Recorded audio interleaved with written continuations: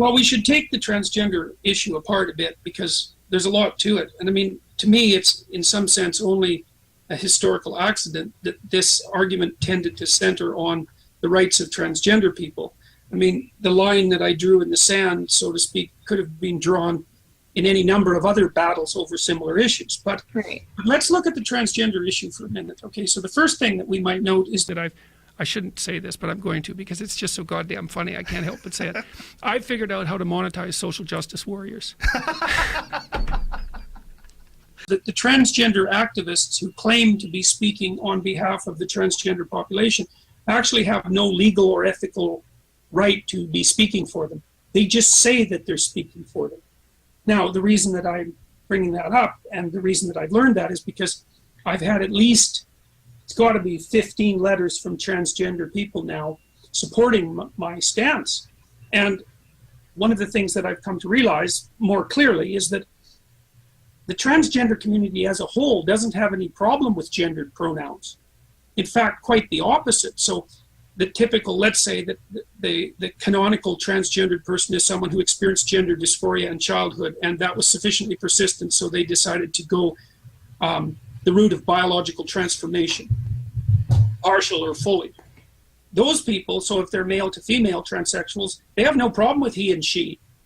What they have a problem with is the he or the she that they originated with. And so a male to female transsexual wants to be called she, and the female to male transsexual wants to be called he in the vast majority of cases. So perhaps 95% of the tiny minority of people who are transsexuals aren't in this argument in the way the transgender activists say they are at all. And then all these other categories, you know, to me, a huge part of that is it's just flavor of the moment. You know, we have no idea how many people there are who truly believe they don't fit somewhere on the continuum between male and female, or truly fit somewhere where they could be most rapidly identified as one or the other, but it's a very, very small percentage of people.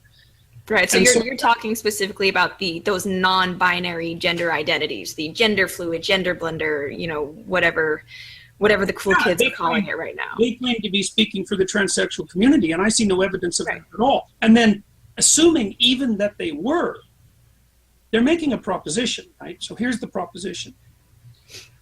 There's two of them. One is that if you refer to someone by the pronoun of their choice, their life will be better. All right, I see no evidence for that. It's a proposition. Now, it could be true, but it could just as easily be false.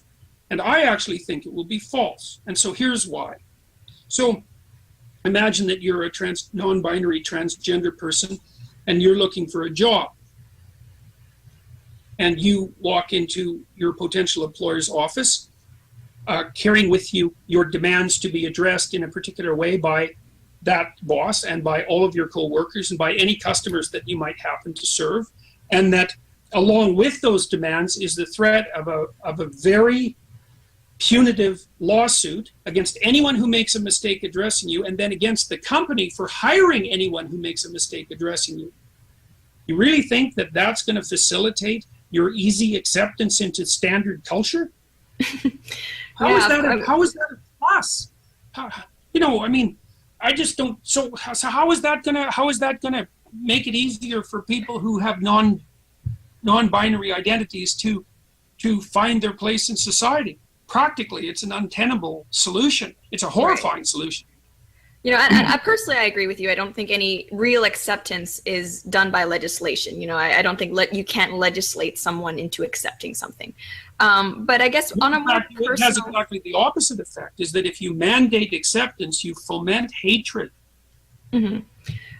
Because people like to be forced. I guess on a more personal level, something that I've had people leave comments about in you know, in my gender videos, and something that I'm sure you've had students or, you know, critics approach you about, is that, you know, regardless of any legislation or any punitive measures, if someone were to approach you, you know, one-on-one and say, hey, these are my pronouns, I would really appreciate if you would use them, you know, just as a matter of courtesy or respect, would you do that? Or, you know, are people like you and us who refuse to use these pronouns, are we being overly difficult, you know, because they don't see it as a big deal? Look, like, you, like me, are surrounded by 7 billion strangers. Mm-hmm. All right, so when I'm interacting with a stranger, I'm going to default to simple common usage because I don't have any choice. Like, almost none of those 7 billion people are special to me in a way that I could name or remember. And you have no right to demand of me that I mark you out in my memory or in my speech as somehow special. I don't care what the specialness is. Now, if I got to know you thoroughly and I trusted you and I could remember who you were because you'd be marked out in my memory and we had a relationship, it's hard to tell what I might be willing to do if I felt that it was in your best interest.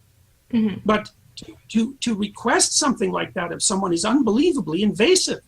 And it's especially the case when it's by no means the case that I would agree with you initially that that's actually in your best interest just because you think it is. People think all the time that things are in their best interest without knowing that they in fact are.